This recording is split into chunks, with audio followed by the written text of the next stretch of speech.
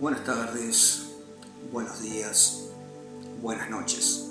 Quedan todos formalmente saludados. No sé en qué momento vas a ver este video, pero quería saludarte y compartir un pensamiento, una reflexión con respecto a algunas cosas espirituales que hacen a nuestra vida, a nuestras creencias.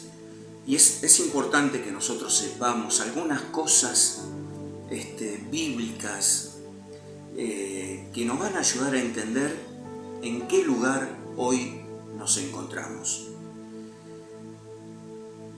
Hay muchas cosas que a nosotros no nos han enseñado. Tengo 60 años y estuve 40 años predicando, creyendo y siendo influenciado por creencias que no eran las correctas.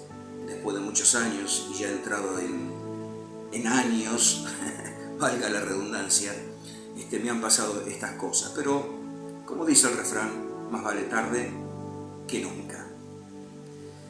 Estas diferencias con respecto a las escrituras tienen que ver con el cambio de pactos. Aquellos que tienen algún tipo de conocimiento bíblico entenderán que en la Biblia nos habla de pactos. Es más, la misma Biblia está dividida en el antiguo pacto y el nuevo pacto. Es tan trascendente ese cambio de pactos cuando Jesús en la última cena levanta la copa y dice: esta es la copa del nuevo pacto. Es tan trascendente ese cambio de paradigma y ese cambio de dirección en el ámbito espiritual que realmente modifica absolutamente lo que hasta ese momento se había creído y se había establecido como una regla, como una fe. Por esto también, que aún dentro del seno, el núcleo duro de Jesús, hubo una gran diferencia, marcadas diferencias. ¿Por qué?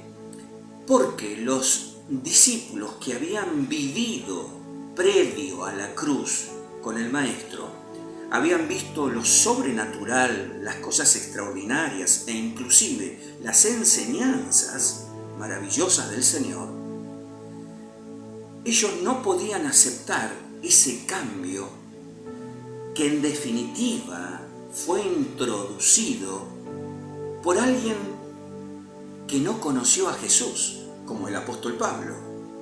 El apóstol Pablo fue escogido y elegido para hablarle a los gentiles, o sea, aquellos que no eran judíos.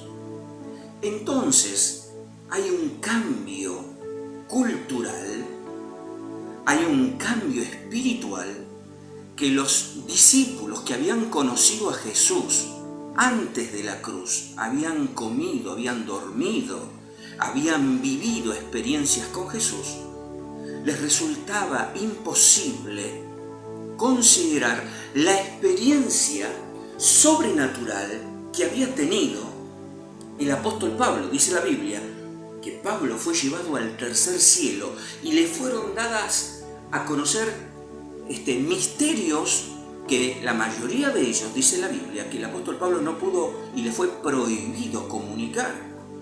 Imagínense.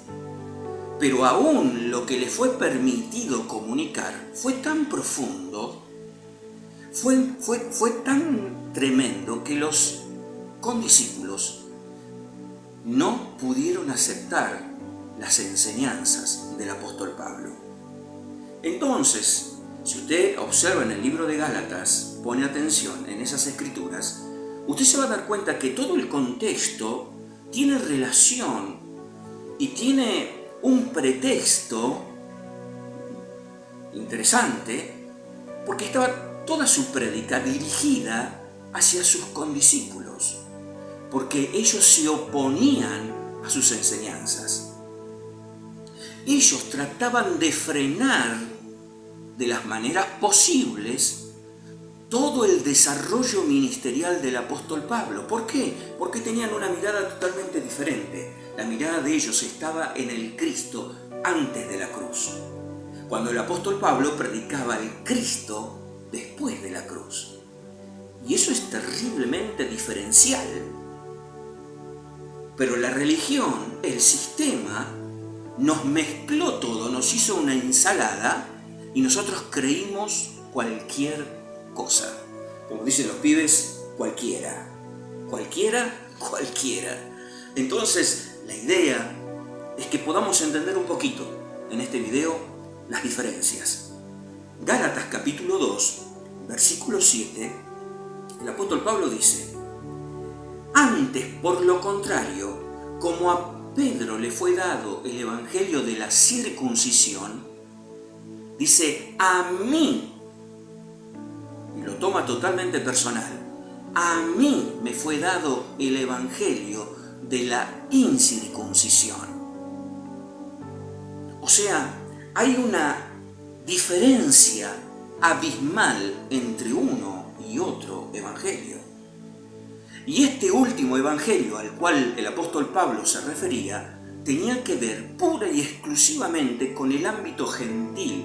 La Biblia le llama gentil a aquellos que no son judíos. Sin perder de vista, yo estoy diciendo esto a modo de desasnar a personas que como yo muchos años estuvieron mal informadas y mal creídas. Pero sin olvidar que hoy en Cristo no hay ni judío, no hay ni griego, no hay gentil, no hay judío. Somos para Dios, dicen las Escrituras, no hay excepción de personas. Dicen las Escrituras también, todo esto lo dice Pablo. Él es el todo que lo llena todo. Cuando usted entiende esta diferencia de la circuncisión y de la incircuncisión, usted se va a dar cuenta que usted es bendecido con toda bendición. Efesios 1:3. Hemos sido bendecidos con toda bendición. Entonces yo no puedo, cuando yo entiendo esto, yo no puedo esperar que Dios me bendiga. No, yo estoy bendecido. Estoy bendecido. Y camino en esa bendición.